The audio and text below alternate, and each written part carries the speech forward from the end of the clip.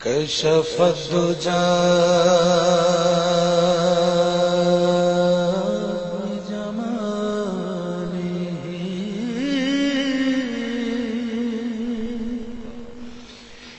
حسنت جميع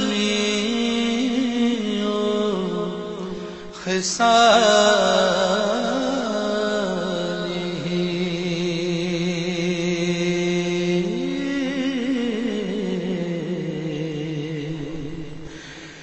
صلوا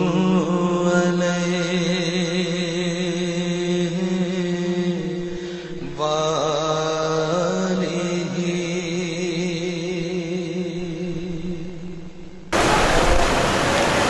عطا اسلاف کا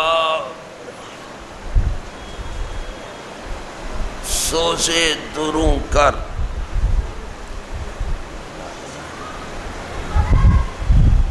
شریک زمرے لا یحزنو کر خرد کی گتھیاں سلجھا چکا ہوں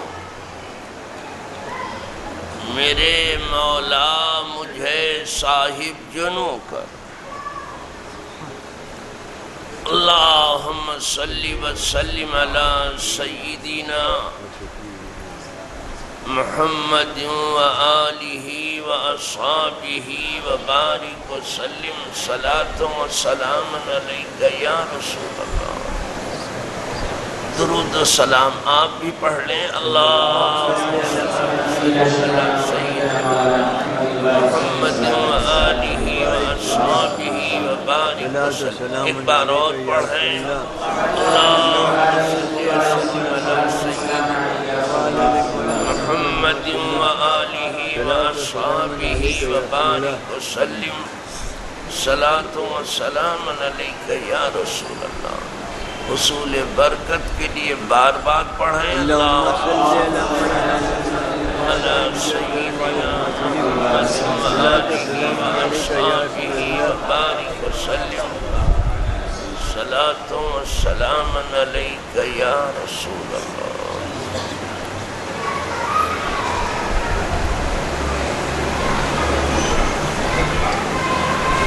معزز و محترم علماء کرام عزیز طلبہ قابل احترام بزرگوں معزز نوجوانوں پیارے بچوں پردہ نشینان حرم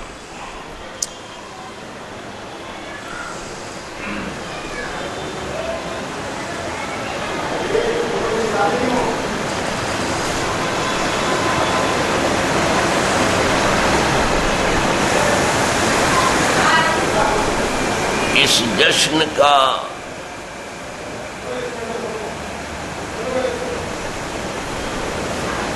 محتم بشان آغاز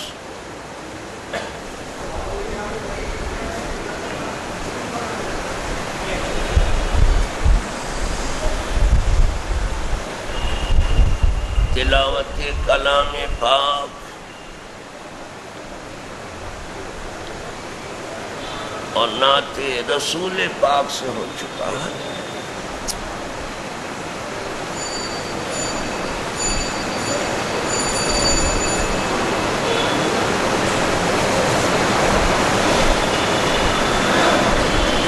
مسجد سے بہتر جگہ دنیا میں اور کوئی کہاں تلاش کی جائے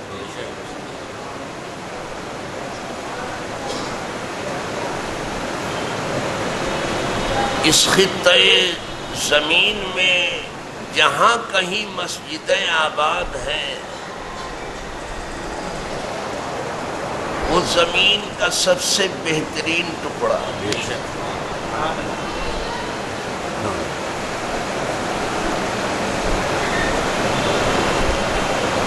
تو سچ پوچھو تو وہ جنت ہے۔ ہاں البتہ جہاں بازار ہے،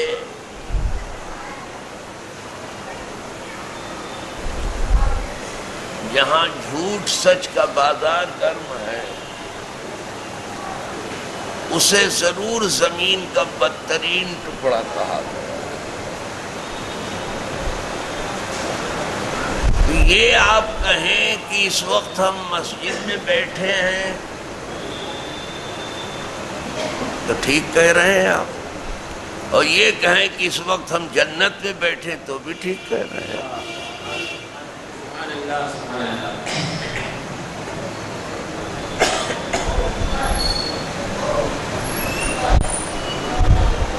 لیکن یہاں آنے والے کے لیے ضروری ہے کہ جو یہاں آئے اس کا حق ادا کرے۔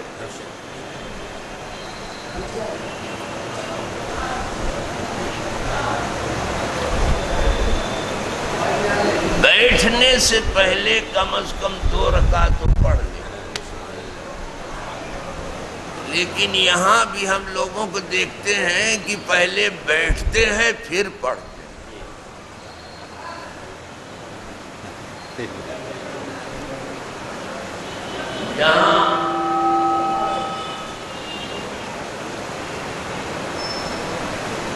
اور بہت سی باتیں ایسی دیکھنے میں آتی ہیں کہ مذہب کچھ کہتا ہے اور لوگ کچھ کہہ رہے ہیں، دین کچھ کہتا ہے، لوگ کچھ کہہ رہے ہیں۔ دینی شعور اور دینی آگہی کے تقاضے کچھ اور ہیں، لوگ کچھ اور کر رہے ہیں۔ وہاں یہ بھی ہے کہ مسجد میں آتے ہی لوگ بیٹھ جاتے ہیں اور پھر سمجھ میں آیا تو پھر اٹھ کے پڑھنا شروع کر دیں۔ حکم یہ ہے کہ بیٹھنے سے پہلے پڑھو۔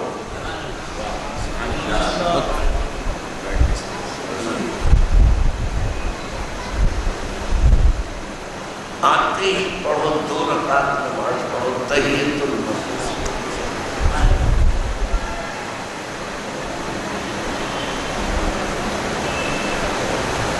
آنے والے کے لیے ضروری ہے کہ بیٹھنے سے پہلے 2 رکعت پڑھو۔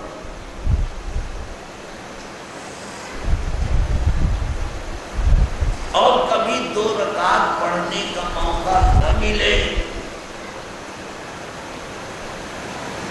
تو بھی تو جنت میں آیا ہے، کچھ جنت کی بہاروں سے اسے فائدہ ملنا چاہیے۔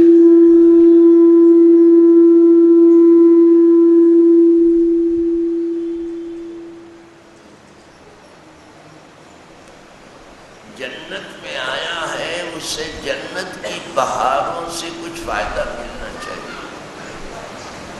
تو ایک تسبیح تو ضرور پڑھ لے، سبحان اللہ والحمد للہ ولا الہ الا اللہ واللہ۔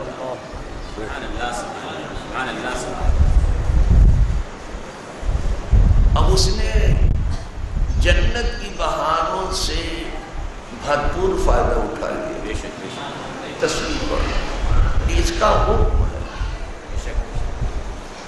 اذا مررتم بریاض الجنہ فرتعوا، جب تم جنت کی کیاریوں سے گزرو، جنت کی روشوں سے گزرو، جنت کے باغ و بہار سے گزرو تو چل لیا کرو، تھوڑا چل لیا کرو۔ باہر دیکھو، اس سے فائدہ نہ اٹھاؤ۔ یہ کیسی بہار ہے کہ اپنی طرف متوجہ نہیں کر رہی، اس سے چل رہی۔ قالوا مرتو یا رسول اللہ،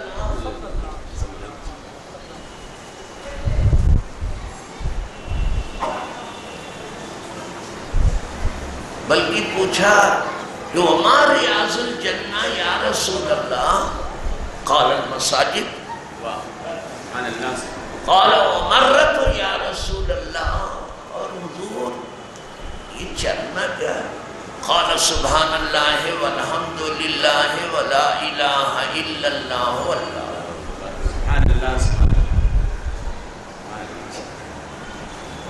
حضور نے ارشاد فرمایا کہ جنت کی بہاروں سے آپ کا گزر ہو تو چل لیا کرو۔ تو لوگوں نے کہا حضور یہ جنت کی بہار کیا اور یہ جنت کی کیاری کیا ہے؟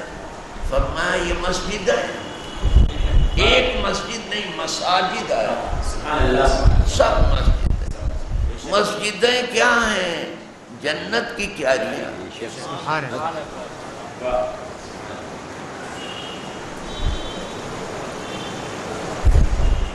یہ جنت کی کیاریاں۔ کشمیر کو لوگ جنت نشان کہتے ہیں،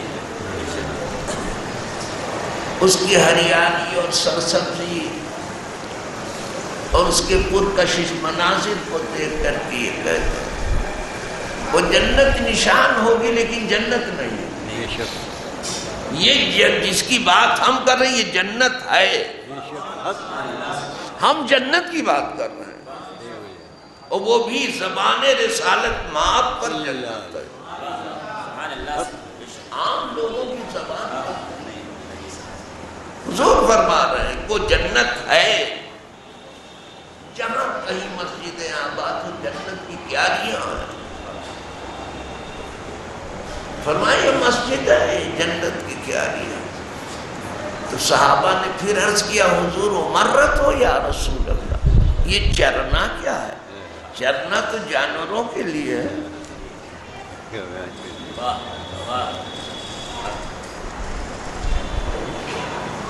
اب چونکہ بہار کا تذکرہ تھا، سبزہ زار کا تذکرہ، ہریالی کا تذکرہ، تو اس لیے اسی مناسبت سے چرنے کی بات ہے۔ فرمایا تمہارا چرنا تسبیح پڑھنا، تم اس طرح تسبیح پڑھو سبحان اللہ والحمد للہ ولا الہ الا اللہ واللہ۔ یہ تم نے پڑھا جنت کی بہاروں سے آپ آسودہ ہو گئے۔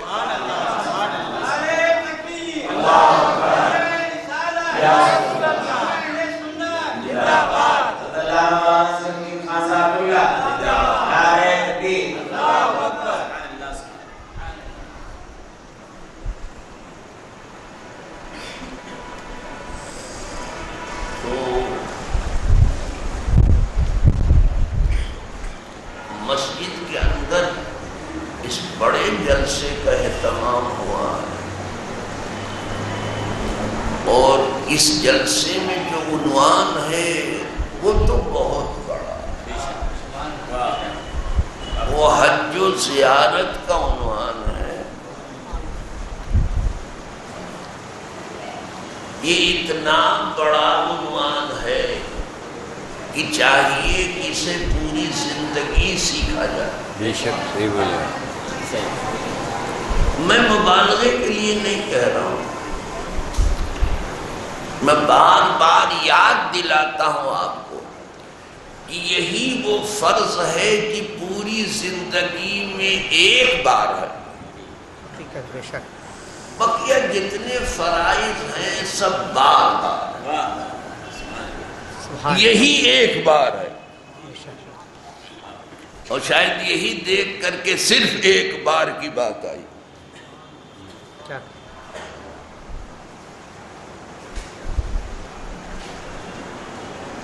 کہنے والے نے یہی دیکھ کے کہا، حالانکہ ایسا ہے نہیں کہ صرف ایک بار اللہ دکھائے تو آپ بار بار، لیکن فرض ایک بار ہے، صرف ایک بار۔ تو جو تمام عمر میں صرف ایک بار فرض ہے تو اسے تمام عمر سیکھنا چاہیے، لیکن تمام عمر تو لوگ کیا سیکھیں گے؟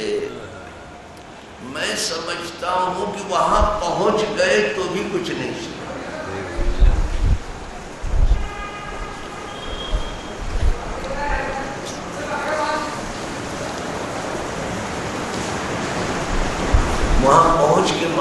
ہوگا آپ کو بھی کہ یہاں پہنچ گئے بیچارے، ابھی بھی کچھ سیکھا نہیں ہے.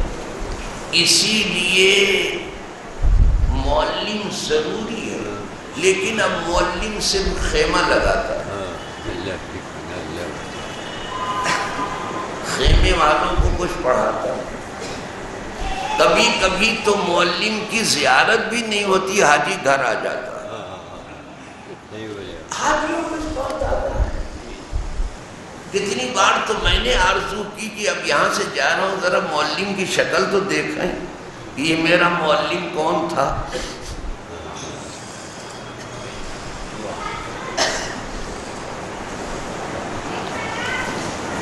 تو یہ فریضہ صرف تمام عمر میں ایک ہی بات فرض ہے، تو اس کی تیاری بھی تمام عمر ضروری.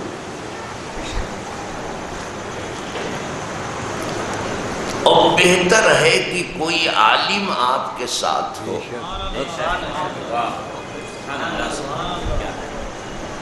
بہتر ہو. اور عالم کہنے کے لیے عالم نہ ہو. ممکن ہو تو صحیح معنوں میں عالم،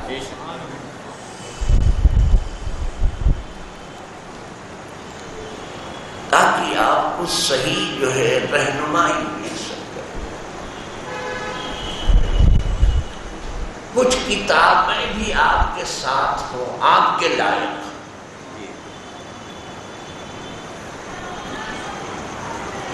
اس کو دیکھ کر کے آپ راستہ معلوم کریں. یہ ضروری ہے. میں کیا بتاؤں، وہاں ایک ایک قدم پر اگر نیکی ہے،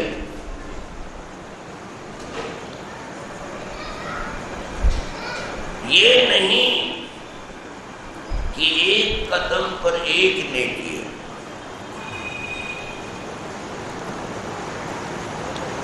اگر آپ سواری سے بھی حج کر رہے ہیں نا، تو بھی ایک ایک قدم پر لاکھ نہیں. اور اگر کہیں پیدل آپ نے حج کیا تو پھر 7 لاکھوں لاکھ. نیکی ہی نیکی ہے. تو اگر ہر قدم پہ نیکی ہے، یہ سنتے رہتے ہو، نیکی ہے 1 لاکھ نیکی ہے، 7 لاکھ نیکی ہے، تو اتنا اور معلوم کر دو. یہ تو سب سناتے رہے کہ وہاں ہر قدم پر علم کی ضرورت.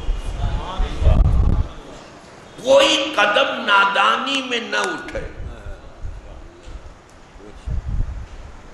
کبھی کبھی نادانی میں اٹھنے والا ایک قدم آپ کو منزلوں پیچھے ڈال دیتا ہے.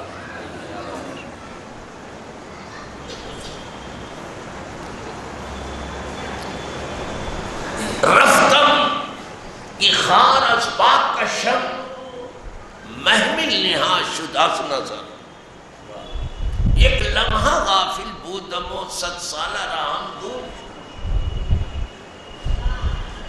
کسی عاشق بارگاہ نے کہا ہے، اس شاہ کے بارگاہ کا کہنا ہے کیا. کسی اللہ والے نے کہا ہے، بہت اچھا کہا. وہ کہتا ہے میں گیا تھا، جو پاؤں میں کانٹا چبھ گیا تھا، جو اس کو نکالوں.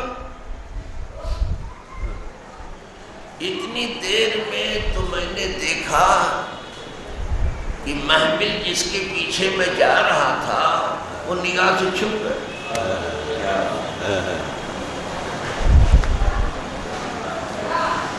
ایک لمحے کے لیے غفلت کیا آئی، سینکڑوں سال منزل دور ہو گئی. کبھی کبھی ایک لمحے کی غفلت جو ہے صدیوں پیچھے لے جاتی ہے. جو کہتے ہیں کہ لمحوں میں خطا کی تھی، صدیوں میں سزا پا. ہوتا ہے، یہاں ایسا ہی ہے، بہت محتاط ہو کے چلنا۔ حج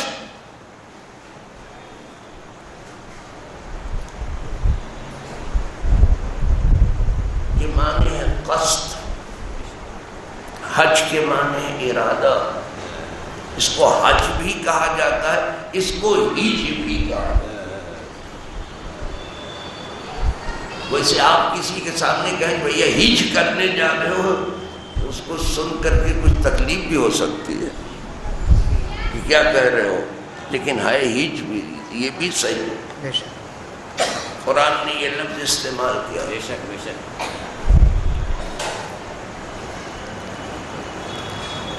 اب یہاں جو آیت ابھی میں نے پڑھی اسی میں آیا وَلِلَّهِ عَلَى النَّاسِ حِجُّ الْبَيْتِ، ہج لفظ آیا، حج البیت نہیں آیا، ہج آیا، ہج۔ صحیح بولے آپ۔ تو آپ عوامی درسگاہ میں بھی لوگوں کو بھی تھوڑا سا اجالے ملائیں کہ یہ لفظ بھی ہے عربی میں، وہ بھی اللہ کی کتاب میں، بھلے ہی عوامی درسگاہ ہے، ہمارے عوام بھائی بیٹھے ہیں، لیکن اگر یہ کچھ عربی جان لے تو ہمارا کیا نقصان؟ ہج بھی ہے۔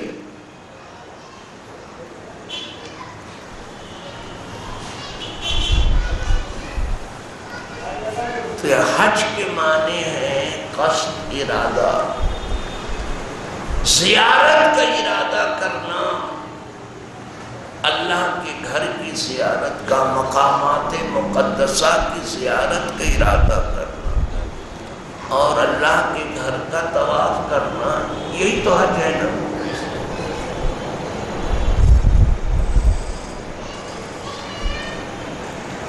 عارف رومی نے تو صرف خانہ کعبہ کے طوافی کو کہا ہے حج، یعنی وہی گھر جو ہے سبب ہے حج کا، وہ اللہ کا گھر، وہ اکیلا گھر اکیلے کی طرف بلا رہا ہے۔ جی صاحب اکیلا ہے، کوئی گھر ایسا ہے ہی نہیں جہاں اس اکیلے کا گھر بھی اکیلا ہے۔ کوئی گھر دنیا میں بتاؤ جیسا ہو، اس لیے دشمنوں کی نظر میں وہ گھر بہت کھٹکتا ہے۔ صحیح بولے آپ۔ اگر مغرب کی چلے تو خانہ کعبہ کو منہدم کر دے، اور نام نہاد عرب حکمرانوں کو للکارتا رہتا ہے کہ ہو سکے تو اس گھر کو گرا دو، یہ اکیلا گھر اکیلے ایک خدا کی طرف بلاتا۔ اور یہ سب خدمت میں لگے ہوئے ہیں کہ شاہی ہمارے گھر میں رہے، کچھ رہے یا نہ رہے، اس کے پیچھے پڑے ہوئے۔ مومن کے دل و زبان کی صدا یہ ہے کہ ایمان اپنے پاس رہے، کچھ رہے یا نہ رہے۔ بے شک حق۔ سبحان اللہ سبحان اللہ سبحان اللہ۔ آخر تو کہتے ہو آپ کچھ رہے یا نہ رہے، پر یہ دعا ہے کہ نظر کے وقت سلامت میرا ایمان۔ سبحان اللہ سبحان اللہ کہتے ہو نا؟ سبحان اللہ سبحان اللہ۔ تو صرف زبان چلانے کے لیے کہتے ہو؟ نہیں، دل سے کہتے ہو کہ یا اللہ کچھ رہے نہ رہے، ایمان رہے سینے، ایمان کی سلامتی رہے سینے۔ تو جیسے ایمان والوں کے دل و زبان کی یہ صدا، ویسے بے ایمانوں کے دل و زبان میں یہ ہے کچھ رہے یا نہ رہے، تخت تاج ضرور رہے۔ وہ مرنا بھی چاہتے ہیں تخت تاج پر۔ ہم کو کیا پڑی ہے تخت تاج پر مرنے کی؟ جب یہ روح جانے ہی کا ارادہ کر لے تو ہم تخت پر مریں کہ زمین پر مریں، کیا فرق پڑتا ہے؟ جو آہنگ رفتن کنت جانے کا چہ بر تخت مردن چہ بر روح خاک، جب یہ روح جانے کے لیے ہو جائے گی ہی تو ہمارے لیے برابر ہے تخت پر مریں کہ زمین پر۔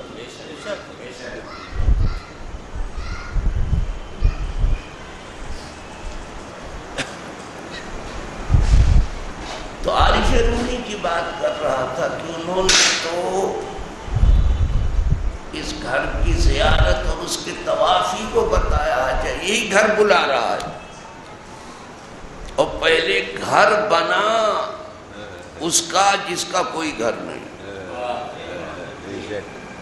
جو گھر سے پاک ہے، یہ اس کا گھر ہے، اس کی طرف منسوب ہے، پھر حج کا اعلان ہوا، پہلے گھر بنا۔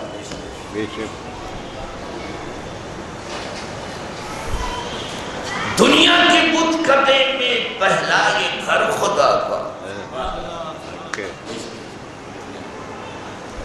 ہم اس کے پاسباں ہیں، یہ پاسباں ہمارا، پہلا گھر ہے، پہلے یہ گھر بنا ہے، اسی کی طرف عارف رومی اشارہ کر رہے ہیں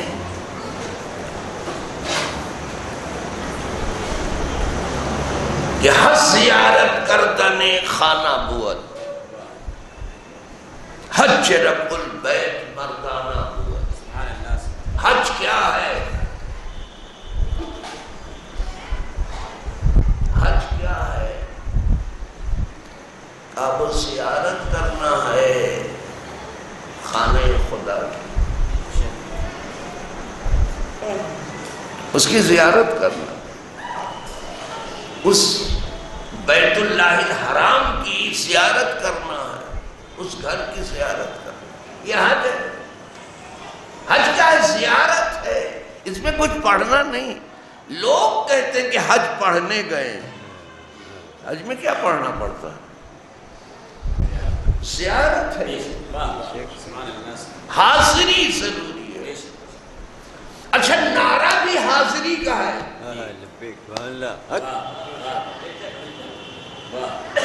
پڑھنے وڑھنے کا کوئی نعرہ نہیں، کچھ پڑھنے کا نام حج نہیں ہے، حاضری کا نام ہے کہ تیرے گھر میں حاضر ہیں، اٹینڈنس ہو رہی ہے، وہاں حاضری ہو رہی ہے، بلاوا آیا ہے، کیا جاؤ کدھر ہو؟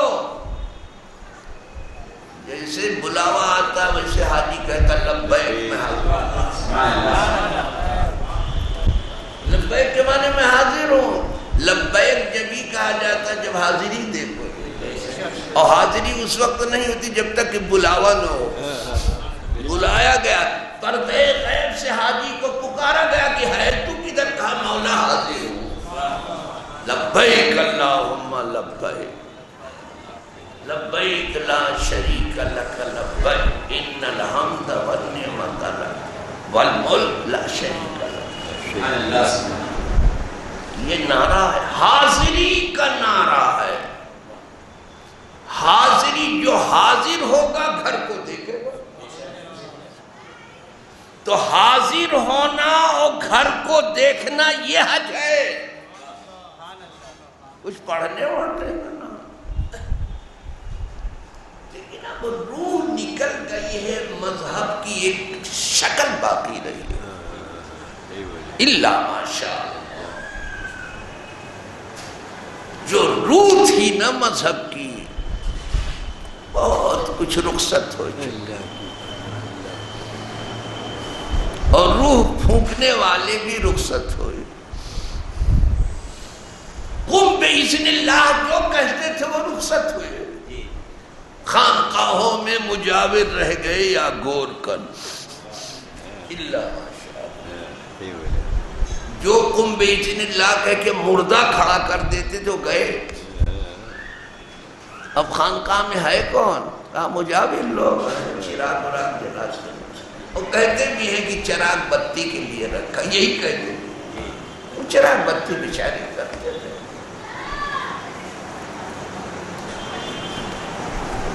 کم از کم روشنی تو کرتے ہیں، لائٹنگ کرتے رہتے، لیکن وہ رخصت ہو گئے۔ عرض کر رہا تھا مذہب جو کہتا ہے بالکل جدا ہے، اس کو جو بات دیکھیں گے، مذہب کی جو روح ہے، مذہب کی جو اسپرٹ ہے وہ الگ ہے۔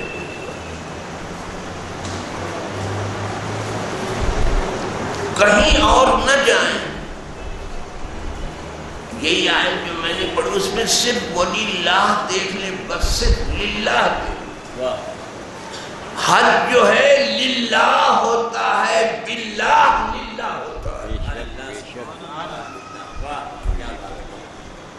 للہ شروع ہی میں آ گیا کہ پہلے للہیت پیدا کرو پھر حج کرو. یہ سوچ لو کہ صرف اللہ کے لیے ہے تو حج ہوا، اور کہیں کچھ اور ارادہ کر کے نکلے تو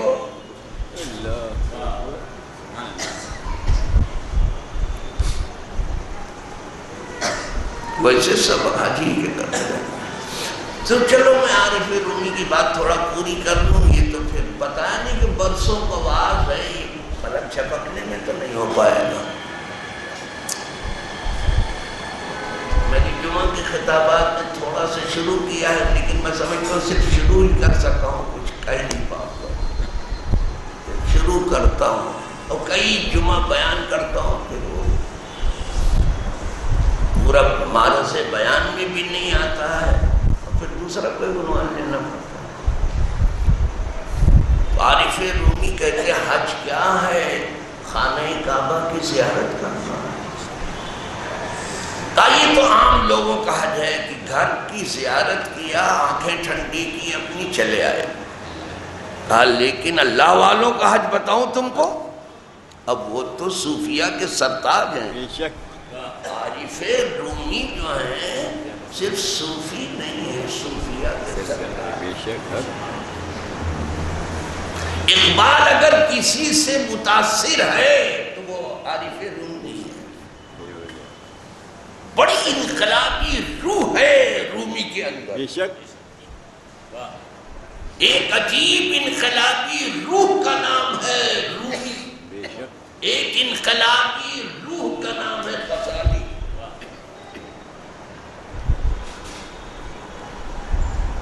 کبھی غزالی کو یاد کرتا ہے اقبال، اور کبھی رومی. غزالی کو بھی یاد کیا. اسے کہا اس نے کہ فلسفہ رہ گیا تلقین غزالی نہ رہا. یا غزالی کو یاد کیا تو کبھی رومی کو یاد کرتا، کبھی غزالی کو. رومی کو مگر پیر مانتا. تو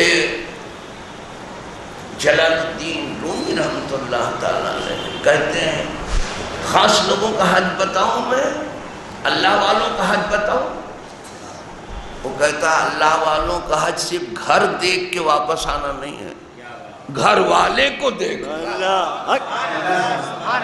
اس گھر کا مالک ہے، وہ اس کو دیکھنا چاہتے ہیں. اس گھر کا مالک ہے کہ جب تم نے اپنے گھر کی طرف بلا لیا تو پھر اپنا جلوہ بھی دکھاتے ہیں. حج رب البیت، صرف بیت نہیں، حج البیت نہیں. کتاب تو کہتے ہیں حج البیت، وہ کہہ رہے ہیں حج رب البیت. گھر کے مالک کا کی زیارت کرنا چاہتے ہیں. اس گھر کا مالک ہے اور اس کے جلوے اس سے، اس گھر سے آشکار ہیں، وہ ڈھونڈتے رہتے ہیں. جبھی تو حضرت عبد المطلب نے جو حضور کے دادا ہیں، دادا حضرت ابرہہ کے سامنے جب اکیلے چلے گئے، پوری قوم سے کہا تم پہاڑ کی طرف چلے گئے، اور تنے تنہا ابرہہ کے پاس چلے گئے. لوگوں نے بتایا ابرہہ کو یہ قریش کا سردار ہے جو آ رہا ہے، اکیلے آ رہا ہے. اس نے بڑی عزت کی، ابرہہ نے بڑی عزت کی اور اپنے برابر بٹھا لیا، اور سوچتا رہا کہ کتنی بے جگری ہے، کتنی جواں مردی ہے، اکیلے چلانا میرے مقابلے، کوئی ساتھ، کسی کو ساتھ نہیں لیا. ارے اس بہادری کو جب ہم سوچتے ہیں اللہ رونگٹے کھڑے ہو جاتے صحیح بولے آپ۔ ابرہہ جیسا ظالم و جاگر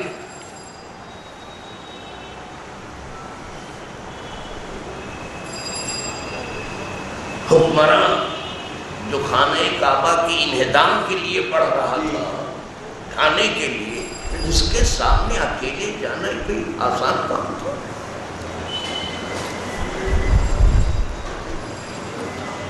اس بہادری کو ہم آپ کیا سمجھیں جو حضور نے سمجھا،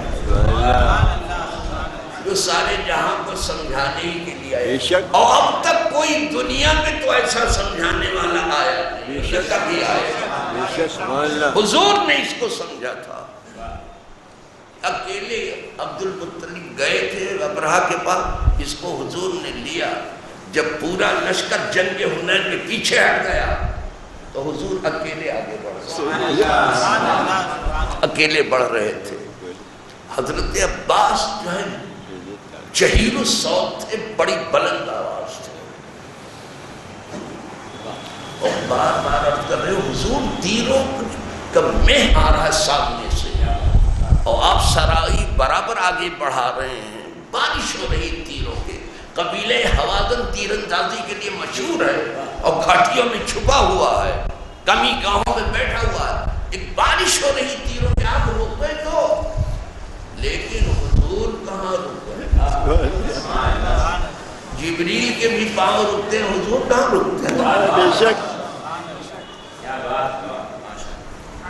رکے نہیں ہوتے، بلکہ فرمایا انا نبی لا کذب، میں نبی ہوں، اس میں کچھ بھی جھوٹ نہیں ہے۔ نبی جھوٹ نہیں بولتا، بے شک نبی تو کیا، نبی کا غلام بھی جھوٹ نہیں بولتا، اور جھوٹا کبھی غلام ہو نہیں سکتا، اپنے منہ سے بنا کرے گا۔ اپنے منہ میاں مٹھو بنے تو کوئی منع تھوڑی کرے گا، بولو۔ یہ فرمایا کہ میں نبی ہوں، اس میں کچھ جھوٹ نہیں، اور نبی خدا کے سوا کسی سے ڈرتا نہیں۔ نبی وہ ہے، مقام نبوت وہ ہے کہ خدا کے سوا نبی کسی سے ڈرتا ہی۔ پھر میں بڑھ رہا ہوں تو بڑھنے دو مجھے، زیادہ سے زیادہ تم اپنے لوگوں کو جو ہٹ گئے میدان چھوڑ دیا ان کو آواز دے کے پکارا۔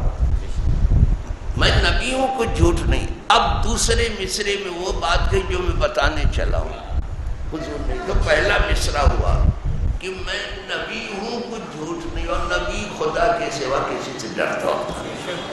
لشکر ہے آ رہا ہے، تیروں کی بارش ہونے تو، اگر ادھر جو ہے تیروں کی بارش ہے تو بچانے والا بہت طاقتور ہے۔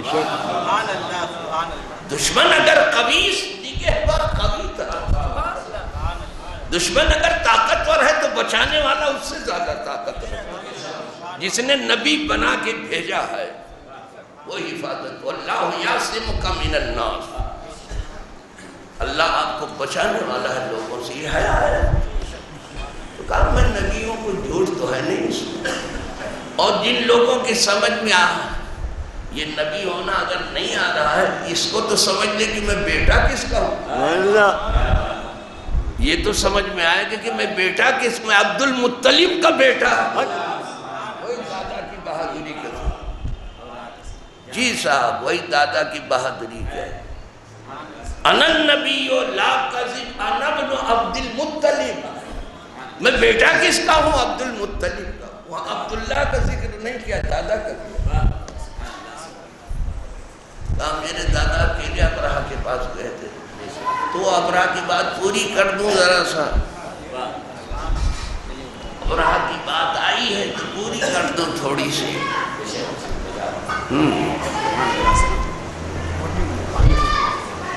آپ تنہا پہنچ گئے، اس نے برابر بٹھا لیا، بڑی خاطر مدارات ہے، اور دم میں تھا کہ یہ کتنا جلیل ہے، کتنا بہادر ہے۔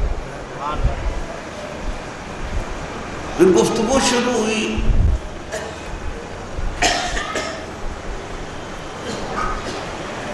ابرہہ سے۔ اس نے کہا شاید آپ میرے آنے کا مقصد نہیں سمجھ رہے ہیں۔ کہا مجھے معلوم، میں سمجھ رہا ہوں کہ آپ کا جو مقصد ہے مجھے معلوم۔ کہا پھر آپ جو یہاں اکیلے تشریف لائے آپ کا مقصد؟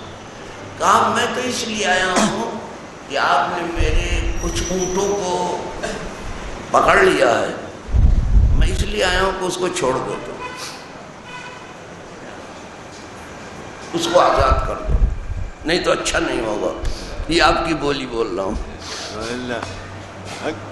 آپ کو سمجھانے کے لیے آپ کی بولی بول رہا ہوں۔ اس کو دھمکی دی کہ اچھا نہیں ہوگا اگر اونٹ نہیں چھوڑ دے۔ میں تو کہہ رہا ہوں کہ وہ ہمارے اونٹ جو تم نے پکڑ لیے ہیں نا چراگاہ سے، اور یہ جنگی چھیڑ چھاڑ ہے تمہاری، یہاں سے تم جنگ کا آغاز کر رہے ہو، تو یہ چھیڑ چھاڑ تمہاری ٹھیک نہیں، ہمارے اونٹوں پر تو چھوڑ دو۔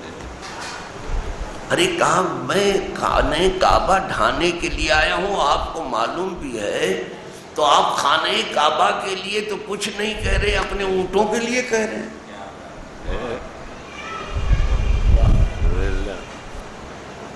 خانہ کعبہ کے لیے تو آپ کچھ کہہ ہی نہیں رہے ہیں، آپ کو معلوم بھی ہے۔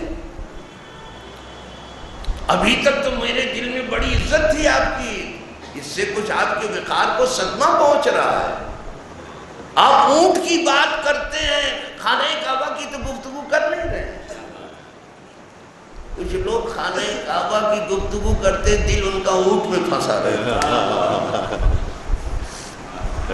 اور کچھ لوگ اونٹ کی بات کرتے ہیں، دل کعبے سے لگا۔ ایسے کتنے تسبیح پڑھنے والے ہیں کہ پڑھنے کے لیے تسبیح پڑھتے ہیں اور دل گھوڑے گدھے میں لگا ہو۔ عارف رومی جبھی تو کہتے ہیں در زباں تسبیح در دل گاؤ خر، این چنی تسبیح قیدہ رہتا۔ زبان پر تسبیح ہے آپ کے، سبحان اللہ سبحان اللہ الحمدللہ الحمدللہ اللہ اکبر اللہ اکبر، یہ زبان پر ہے، اور دل میں تو گھوڑا گدھا بسا ہوا ہے۔ ایسی تسبیح جناب کو کیا اثر کرے گی؟ جو صدا نکلے دل سے نکلنی چاہیے۔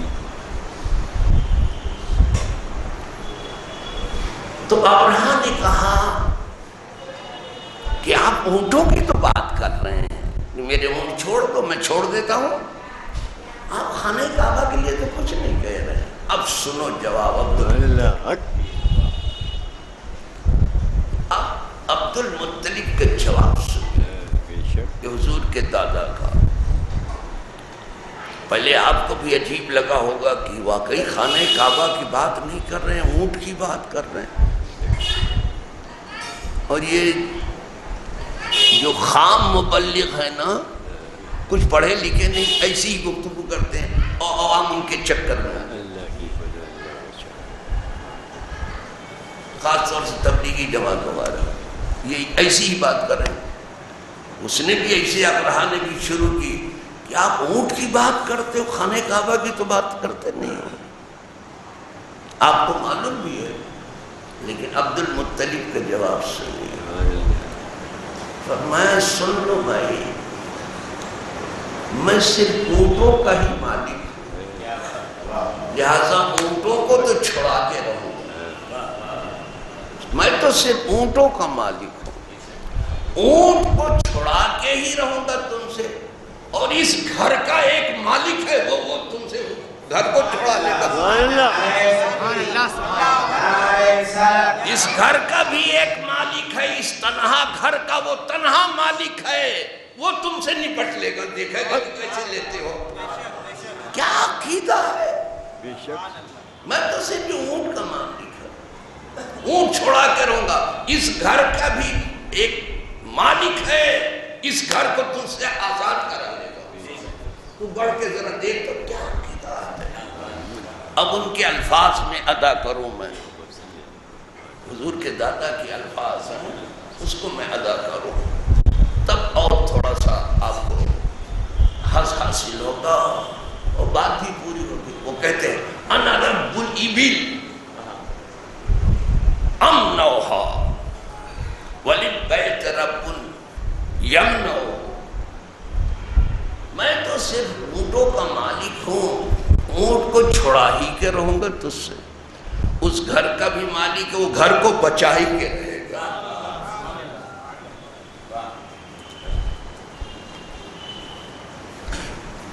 لیکن یہ کہا ضرور کہ بچا کے رہے گا، لیکن آپ کی تیاری بتا رہی تھی کہ آپ کھڑے ہوں گے بچائے گا وہ۔ کھڑا ہونا بندوں کا کام ہے، بچانا کام ہے۔ ہم کھڑے ہی نہیں ہوتا کس کو بچایا جائے؟ اب ہم کھڑے ہی نہیں، یہاں کھڑے ہیں، پوری قوم کو تیار کر دیا کہ کنارے رہو، بھی دیکھتے ہیں کیا کو۔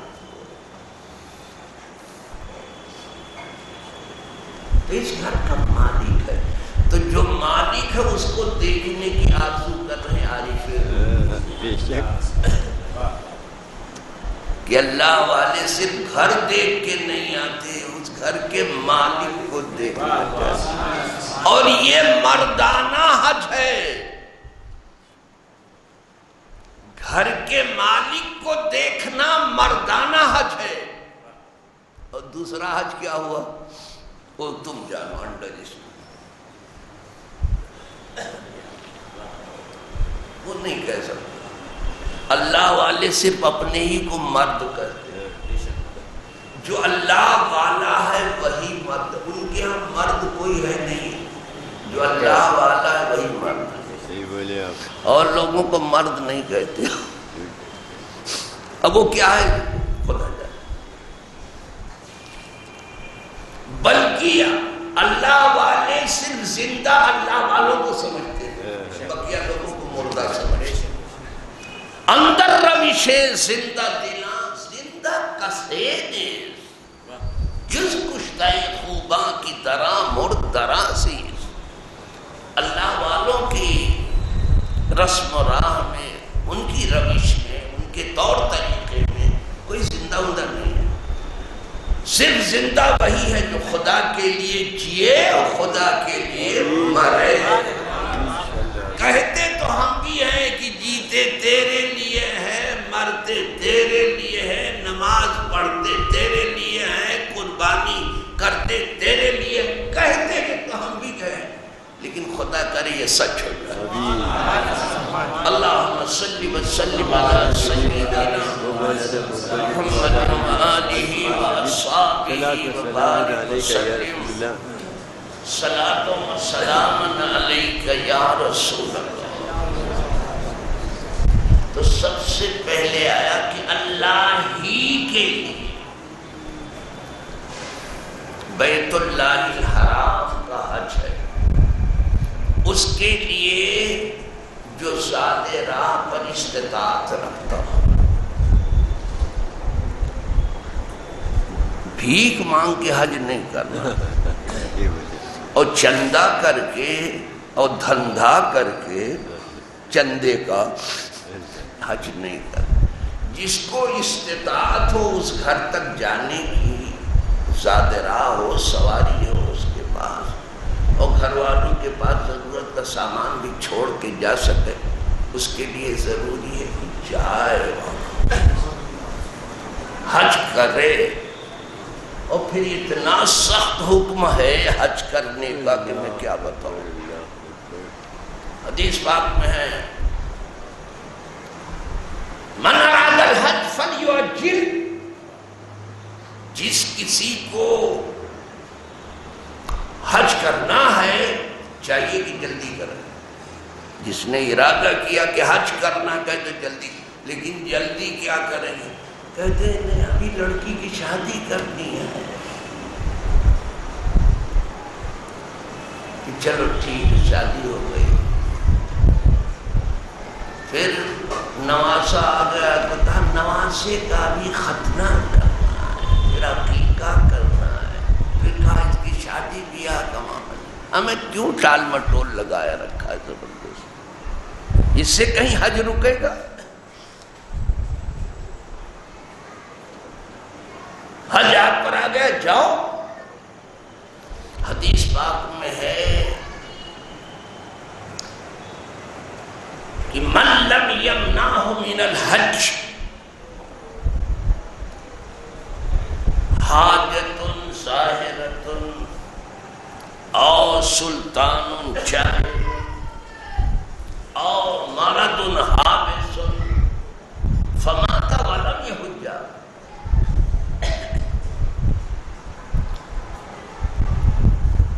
فلیمت ان شاء یہودی و ان شاء نصرانی او کما قال صلی اللہ علیہ وسلم. جس کسی کو حج سے کسی ظاہری ضرورت نے نہ روکا، کوئی بڑی ضرورت آ تو الگ بات ہے. کسی بڑی ضرورت نے نہ روکا، کسی ظالم حکمران نے نہ روکا، کسی خطرناک و موذی مرض نے نہ روکا، ڈینجر مرض، مہلک مرض، ہلاک کرنے والا مرض. یہ تین چیزیں بتائی، حاجت ظاہرہ اور ظالم حکمران اور موذی مرض. یہ تین چیزیں بڑی بڑی ہیں روکنے والی. کہا کسی چیز نے نہیں روکا اس کو اور کسی حال میں مر گیا اور اس نے حج نہیں کیا تو چاہے یہودی مرے چاہے اللہ بچائے. آمین.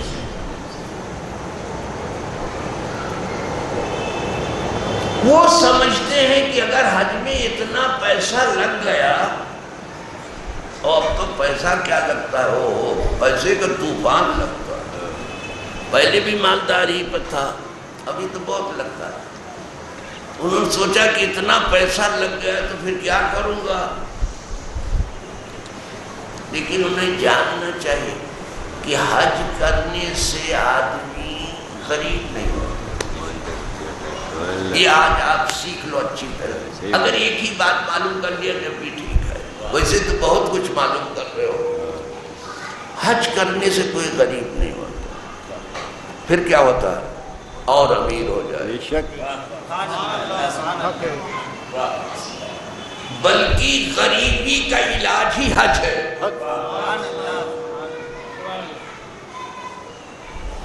بتاؤں آپ کو،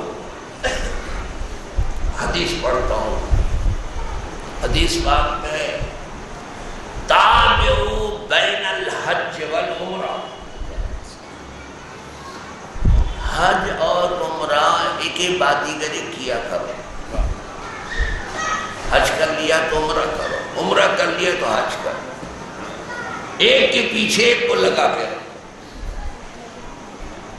کرتے ہی رہو. یہ حضور فرما رہے ہیں.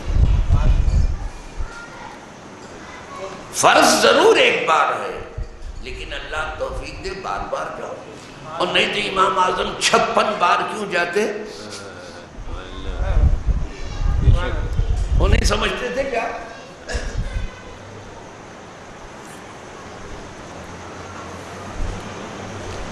اس لیے کہ حج جو ہے یہ آفاقی ہے. پوری دنیا جمع ہو،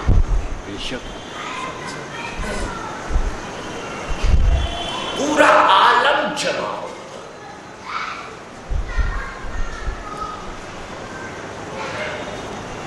دنیا میں کوئی جگہ نہیں جہاں سے حاجی نہ آتا ہو. جب ہر جگہ سے آتے ہیں، جانے کیسے کیسے آتے ہیں. کسی کی نظر تو پڑے گی اور کسی کا حج تو ہوگا. اگر ہوا تو اپنا بھی ہو جائے گا. پورا عالم آتا ہے. عالمی مسائل کی پہچان بھی ہو جائے گی لیکن اب ہونے نہیں دیتے جلدی سے. یہاں عالمی مسائل پر گفتگو ہونی چاہیے لیکن جن کو گفتگو کرنی چاہیے شاہوں کو، وہ مغرب کا کھلونا بنے ہیں. وہ کیا گفتگو کریں، وہ آتے بھی نہیں. کسی نابینا کو بھیج دیتے کہ بغیر دیکھے کچھ کہے چلا جا. آتا ہے سنا ہوگا. نابینا ہونے میں اس کا قصور نہیں ہے، صرف آنکھ ہی کہو تو، لیکن دل کے نابینا کو کیا کریں؟ لا تعمل ابصار ولکن تعمل قلوب التی فی الصدور. آنکھیں اندھی نہیں، دل اندھے.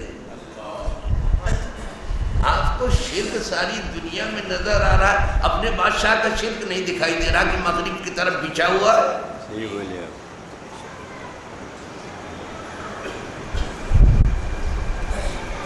یہ شرک کا درس دے رہا ہے. کہیں اہل توحید کسی سے ڈرے ہیں؟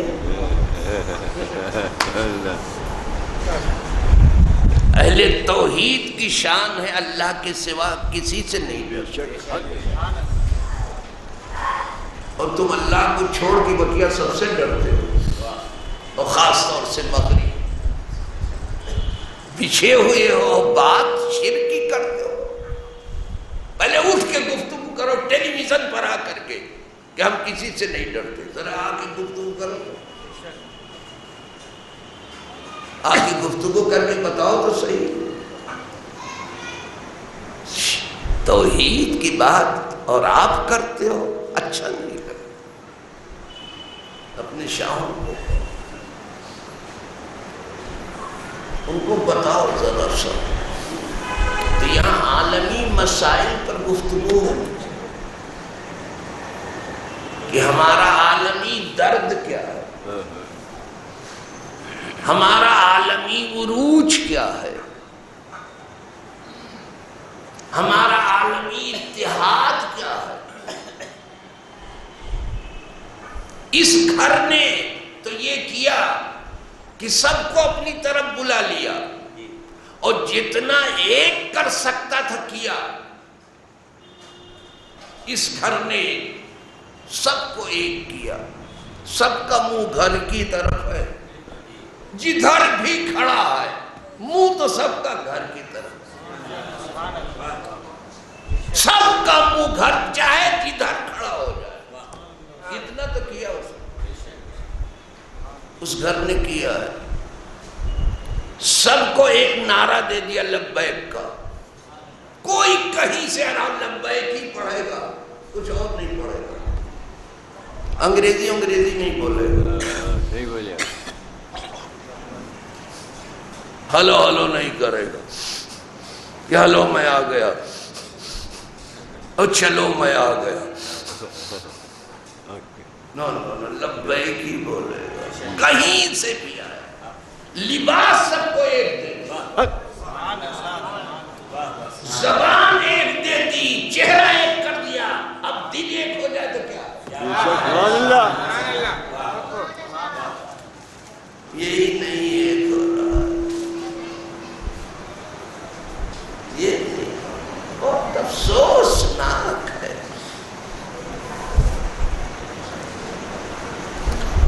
حج کے بارے میں کیا بتاؤں آپ کو.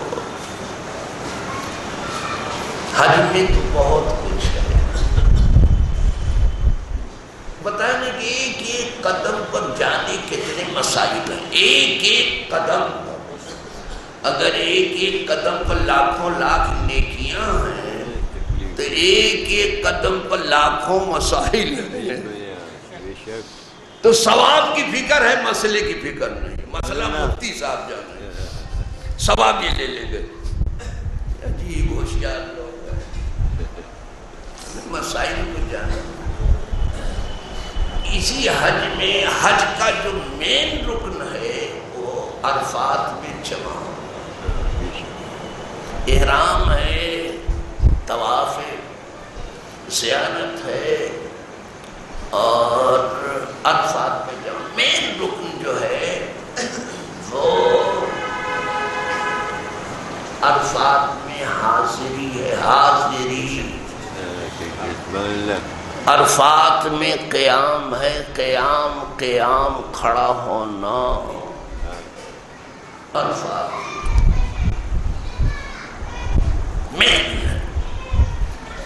یہ تو ہے عرفات میں حاضری دی، وہاں حضور کا خطاب گونجا تھا،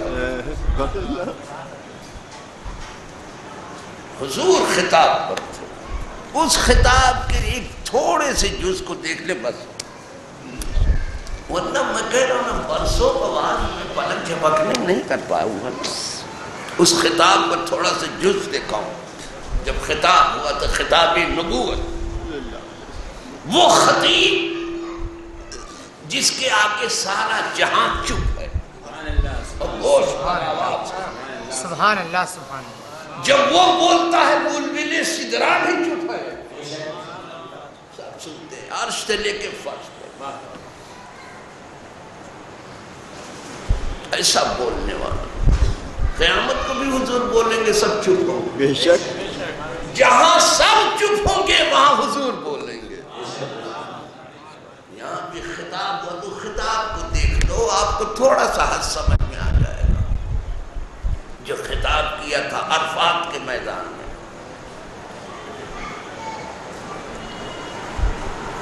تو اس میں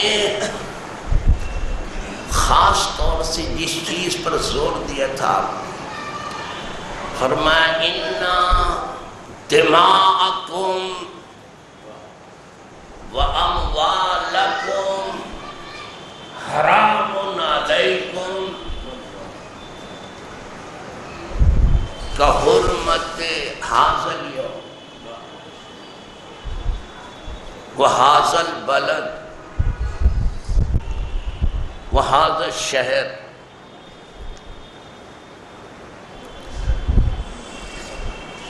بے شک تمہارے مال اور تمہارا خون، مال بار آیا تھا، بے شک تمہارا خون، اے بندگان توحید، اے میرا کلمہ پڑھنے والوں، بے شک تمہارا خون اور تمہارا مال تم پر حرام ہے، ایک مسلمان نہ کسی مسلمان کے خون میں ہاتھ ڈال سکتا ہے نہ مال، یہ خطاب ہے عرفات کا، اب حاجی حاجی ہوگا جب خون مسلم کا احترام، جب مال مسلم کا احترام، مال لوٹ لوٹ کے کھاؤ، خون سے کھیلو، یہ کون حاجی صاحب ہو آپ؟ کون سے حاجی ہو آپ؟ کس نے آپ کو حاجی کہا؟ اور نہ حاجی کہو تو خفا ہوتے ہیں، میں حج کر کے آیا جب بھی مجھے حاجی نہیں کہتے لوگ، خفا ہو جاتے ہیں کہ میں تو حج کر کے آیا، مجھے ابھی بھی لوگ حاجی نہیں کہتے، ہمیں کہنے سے نہیں حاجی ہوتا ہے، اللہ جسے بناتے ہو، إِنَّ أَمْوَالَكُمْ إِنَّ دِمَاءَكُمْ وَأَمْوَالَكُمْ حَرَامٌ عَلَيْكُمْ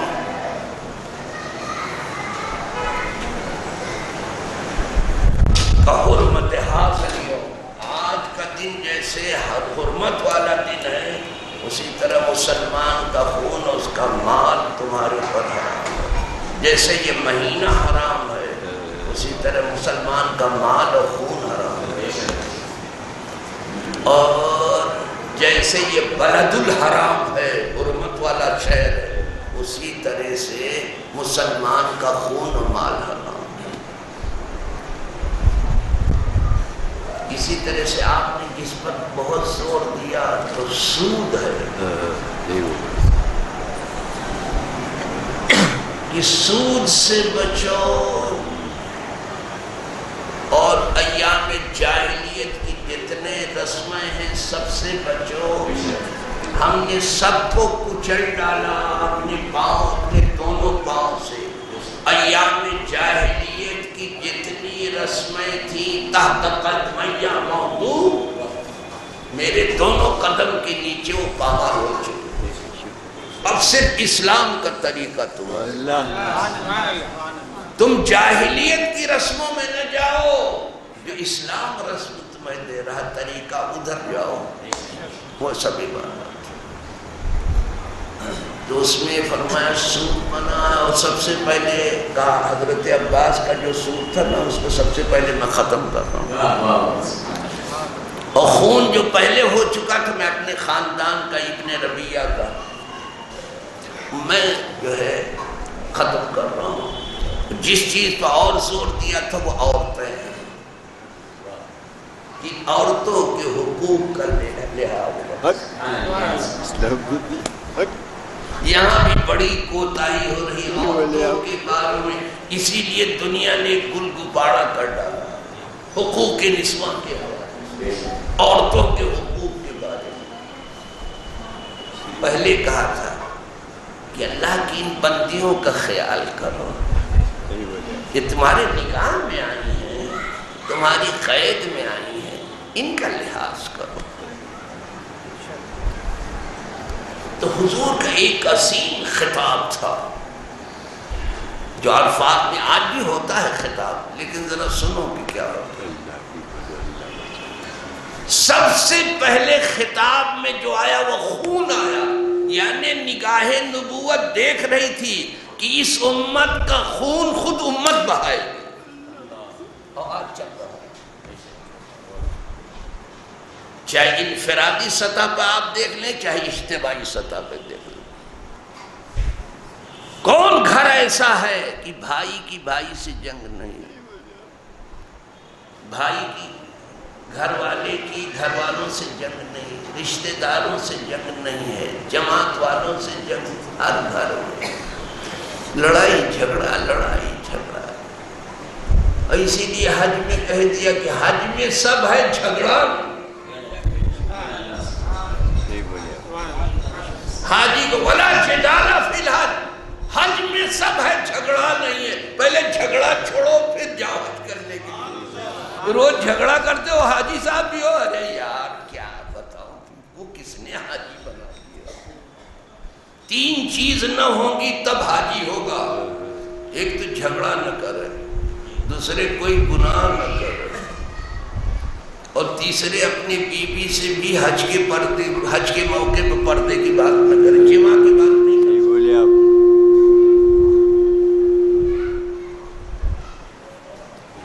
کبھی کبھی وہ بھی بولنے لگتا کہ آپ بہت بول چکے ہو، وہ بھی بولتا ہے۔ تو عرض کر رہا تھا کہ حج میں سب کچھ جھگڑا نہیں ہے، گناہ نہیں، جھگڑے کو چھوڑو یہاں تک کہ جھگڑو، بلکہ عام طور پر فرمایا گیا ہے کہ مومن سے جھگڑا نہیں کر سکتے، مومن سے لڑائی کرنا یہ کفر ہے، مومن کو گالی بکنا فسق ہے، سباب المومن فسوق وقتالہ کفر، مومن کو گالی بکنا فسق ہے، گناہ ہے، اللہ کی بندگی سے باہر نکلنا ہے، اور مومن سے لڑنا کفر ہے، کافر لڑتا ہے، مسلمان نہیں لڑتا۔ آج دیکھ لیں اجتماعی سطح پر دیکھیں، پاکستان سے لڑ رہا ہے، ضرب ادب اور ضرب غضب چل رہا ہے۔ ذرا اسرائیل سے لڑ کے بتاتے تو آپ،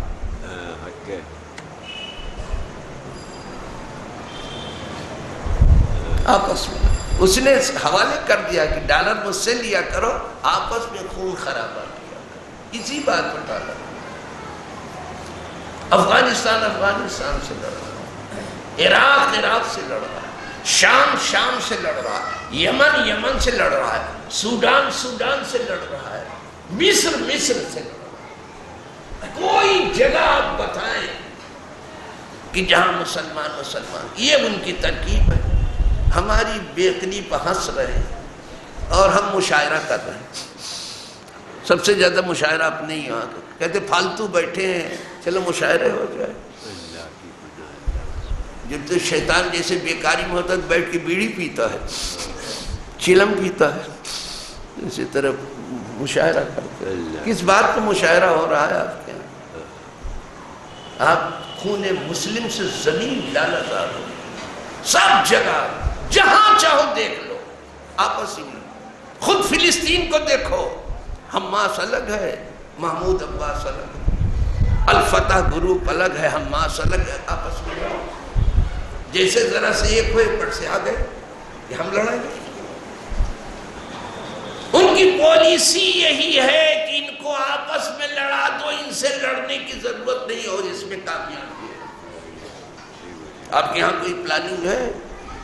چاہے جس بہانے لڑا دو، چاہے قومیت کے نام پہ لڑا دو، چاہے وطن کے نام پہ لگا دو، چاہے رنگ و نسل کے نام پہ لڑا دو، چاہے زبان کے نام پہ لڑا دو، چاہے عرب و عجم کے لیے لڑا دو، چاہے مسلک کے لیے اور مذہب کے لیے لڑا دو، لیکن لڑا دو کسی بہانے سے۔ لڑا دیا، اور حضور نے کیا کیا تھا؟ ملا دیا تھا۔ حج ملانے کا نام ہے، لڑانے کا نام نہیں ہے۔ ساری دنیا کو جو جمع کرتا ہے وہ حج ہے، ملانے کا نام ہے۔ حج لڑانے کا کیا حج ہے آپ کا؟ شیعہ بھی وہی ہیں، بوری بھی ہیں، سب ہیں، جتنے طبقات ہیں مسلمانوں کے، حج میں سب نہیں ہیں؟ کالے بھی، گورے بھی، عربی بھی، عجمی بھی، سب، محمود بھی، ایاز بھی، سب ہیں، شاہ بھی، غدا بھی، بیمار بھی، صحت مند بھی، مفکر بھی، مدبر بھی، مفسر بھی، سب وہاں موجود ہیں۔ بہت خدا دوست اللہ والے، خود انبیاء بھی وہاں ہیں، سید الانبیاء بھی ہیں، سب ہیں وہاں حج میں۔ تو سب کو ملانے کا نام حج ہے۔ حج کر کے آتے ہو، سب کو جدا کرتے، یہ کون سعودی عرب ہے؟ یہ یہودی سے بدتر ہے جس کا نام سعودی ہے۔ اور جب تک قوم مسلم یہ نہیں سمجھے گی، کوئی دن بھلا نہیں ہوگا۔ جس دن سے یہ سعودی عرب کب سے سعودی کو ہو گیا؟ سب سے پہلا سوال تو یہ عرب کب سے سعودی کو ہو گیا؟ عرب شہنشاہ عرب کا، سعودی کا کب سے انگریزوں نے بدل دیا ہے۔ عرب کا نام سعودی، پہلے یہ ملک الحرمین لکھتے تھے اپنے آپ۔ آج سے 40 سال پہلے میں نے کہا تھا کہ حرم کا کوئی ملک نہیں ہوا، مالک نہیں ہوا، خادم ہو سکتا ہے، مالک نہیں۔ شاید دنیا میں اور بھی آواز اٹھی ہوگی، ہمارے جیسے گرے پڑے تو بہت اٹھاتے ہیں، اللہ والوں نے اٹھایا ہوگا، تو انہوں نے تھوڑا اثر قبول کیا، تو انہوں نے ملک الحرمین کی جگہ پر خادم الحرمین لکھنا شروع کیا۔ لیکن جب ہم نے دیکھا تو یہ خادم بھی نہیں نکلے، ملک تو ہو ہی نہیں سکتا، کوئی ملک الحرمین نہیں ہو سکتا۔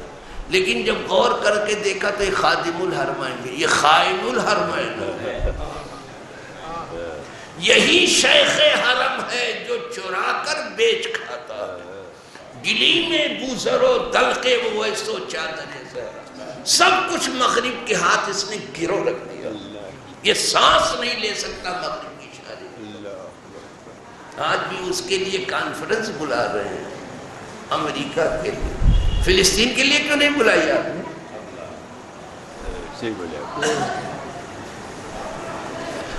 جس دن سے یہ آیا ہے کوئی اچھا دن مسلم دنیا نے نہیں دیکھا اور نہ دیکھیں گے۔ جیسے فاروق اعظم کے بارے میں آیا، صحابہ کہتے ہیں کہ جس دن سے فاروق اسلام میں آئے ہیں ہم نے اچھے دن کے سوا کچھ نہیں دیکھا۔ اسی طرح نوٹ کر لو، جس دن سے سعودی آیا ہے اس دن سے مسلم دنیا نے اچھا دن دیکھا ہے نہ دیکھ سکے گی، بیچ دیا ہے اس نے اپنے تخت تاج کے بدلے میں مغرب کے ہاتھ۔ اس کا ایگریمنٹ ہے،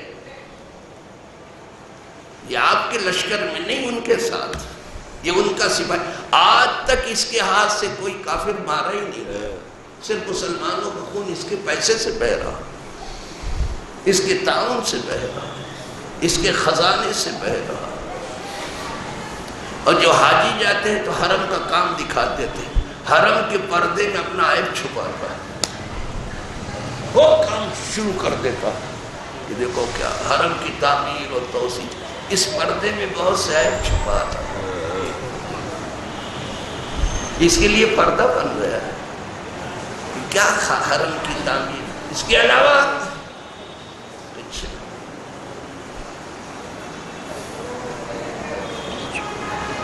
حج الحمدللہ ایک عظیم فریضہ ہے، ایک عظیم سعادت ہے، ایک عظیم راہ ہے۔ وہ حدیث پڑھنے چلا تو ان سے پوری کر دوں، وہ ختم کر دوں، تابعوا بین الحج والعمرہ۔ آپ کو تو یاد بھی نہیں رہ گیا ہوگا کہ میں کہاں سے چلا تو کہاں پہنچا، اس لیے کہ وہ میں شاخ در شاخ چلتا ہوں، اس ڈال سے اس ڈال پر اس ڈال پر، تو پھر پتہ نہیں چلتا کہ کہاں سے چلا تھا، کہ جڑ پیوند کی طرح۔ لیکن یہاں سے شروع کیا، تابعوا بین الحج والعمرہ، حج اور عمرہ کیا۔ فَإِنَّهُمَا يُنْفِيَانِ الْفَقْرَ وَالسُّنُوءَ كَمَا يُنْفِي الْكِيرُ خَبَثَ الْحَدِيدِ وَالذَّهَبِ وَالْفِضَّةِ وَلَيْسَ لِلْحَجَّةِ الْمَبْرُورَةِ جَزَاءٌ إِلَّا الْجَنَّةُ كَمَا قَالَ صلی اللہ علیہ وسلم۔ حج اور عمرہ برابر کیا کرو، ایک عبادت کرتے رہا کرو، اس لیے کہ یہ دونوں چیزیں یعنی حج اور عمرہ محتاجی کو دور کر دیتے ہیں۔ جس کو مالدار ہونا ہے وہ حج کرے، اور جسے غریب رہنا بیٹھا رہے کوئی آڑ لے کر جھوٹی۔ یہ محتاجی کا علاج ہے جسے حج کہتے ہیں، اور گناہ کو ایسا دھوتا ہے جیسے بھٹی جو ہے لوہے کے میل کو دور کر دیتی، سونے کے میل کو دور کر دیتی، چاندی کے میل کو، اسی طرح سے حج جو ہے حاجی کے میل کو سب یہ حاجی اتنا ستھرا ہو جاتا جیسے ماں کے پیٹ سے کیومی والا۔ اسی حدیث میں فرمایا کہ اور چیزوں کا تو بدلہ بتایا گیا، اور چیزوں کا بدلہ بتایا گیا کہ یہ نیکی کرو گے 10 ملے گا، یہ کرو گے تو 700 گنا ملے گا، یہ کرو گے تو 1 لاکھ ملے گا، یہ 7 لاکھ ملے گا، لاکھوں لاکھ ملے گا، سب جگہ بتایا گیا۔ فرمایا حج مبرور ہوا تو کیا ملے گا؟ حج مبرور کا مطلب حج مقبول۔ اگر حج قبول ہوا تو کیا ملے گا؟ حضور فرماتے ہیں جنت ملے گا۔